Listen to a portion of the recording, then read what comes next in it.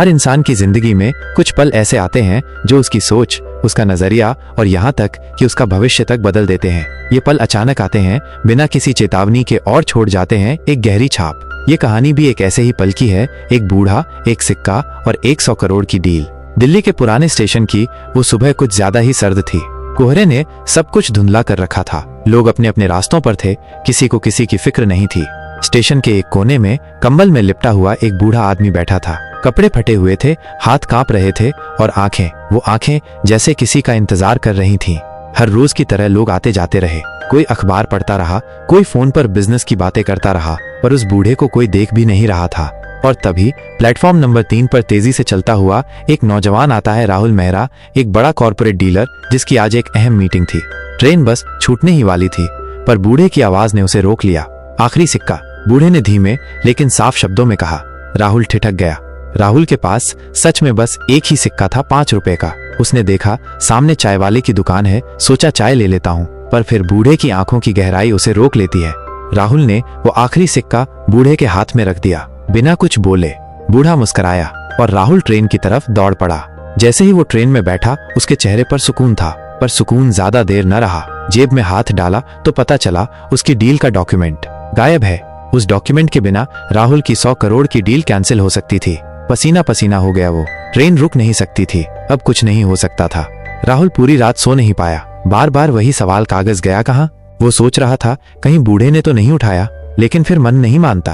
भिखारी है, उसे क्या जरूरत उस कागज की? पर शक भी वहीं अटका था। अगली सुबह जैसे ही वो ऑफिस पहुंचा, गार्ड बोला, सर आपके लिए कोई फोन आया था। बोला कि बहुत जरूरी बात है, नंबर भी छोड़ा है। राहुल ने नंबर लिया और कॉल किया। दूसरी तरफ आवाज आई, आपका कागज मेरे पास है। राहुल हक्का बक्का, तुम कौन? मैं वही हूँ जिससे आपने कल आखिरी सिक्का बांटा था। राहुल उस बूढ़े को भिखारी समझ रहा था, लेकिन जो आगे पता चला उसने उसकी जिंदगी बदल दी। बूढ़े ने मिलने को बुलाया पुराने लाइब्रेरी हॉल में। राहुल जब पहुंचा तो सामने वही आदमी था, अब साफ सुथरे कपड़े, आंखों में तेज। तुम भिखारी नहीं हो? नहीं बेटा, मैं एक रिटायर्ड जज हूँ, जस्टिस रमेश द्विवेदी। जिंदगी का आखिरी हिस्सा मैं एक रिसर्च में लगा रहा हूँ। किस चीज की रिसर्च? इंसान की फितरत पर। मैं ये जानना चाहता था कि क्या आज भी लोग बिना मतलब मदद करते हैं? क्या बिना किसी लाभ के भी इंसान की मदद करता है? राहुल अवाक। कल जब तुमने बिना कुछ कहे अपना आखिरी सिक्का दिया, मैंने फैसला किया तुम इस रिसर्च का आखिरी सबूत हो, और सबसे सुंदर। जस्टिस द्विवेदी ने न सिर्फ राहुल को उसका डॉक्यूमेंट लौटाया, बल्कि उसे एक नया नजरिया भी दिया। पैसा बनाना बुरा नहीं है राहुल, लेकिन इंसानियत उससे कहीं ज्यादा कीमती है। राहुल की आंखें नम हो गईं। वो बस इतना ही कह पाया, सर मैं आपकी रिसर्च का हिस्सा बनकर गर्व महसूस करता हूँ। उस दिन से राहुल ने सिर्फ बिजनेस में नहीं, समाज में भी योगदान देना शुरू कर दिया। जस्टिस साहब ने उसे अपने फाउंडेशन का को-फाउंडर बना लिया, जो युवाओं को ईमानदारी और नैतिकता की शिक्षा देता था। कुछ हफ्तों बाद राहुल ने अपना एक नया मिशन शुरू किया। अब वो हफ्ते में एक दिन अनाथालय, वृद्धाश्रम और सड़क पर रहने वाले बच्चों के बीच समय बिताता। वो समझ चुका था कि जिंदगी की असली दौलत लोगों की मुस्कान में होती है, न कि सिर्फ कॉन्ट्रैक्ट्स और प्रॉफिट में। उसने अपने ऑफिस में भी बदलाव किए। जहां पहले KPI और टारगेट्स की चर्चा होती थी, अब हर मीटिंग की शुरुआत होती थी, आज आपने किसी की मदद की। एक दिन राहुल फिर से उस जगह गया जहां पहली बार उसने बूढ़े को देखा था, लेकिन इस बार वो कोना खाली था।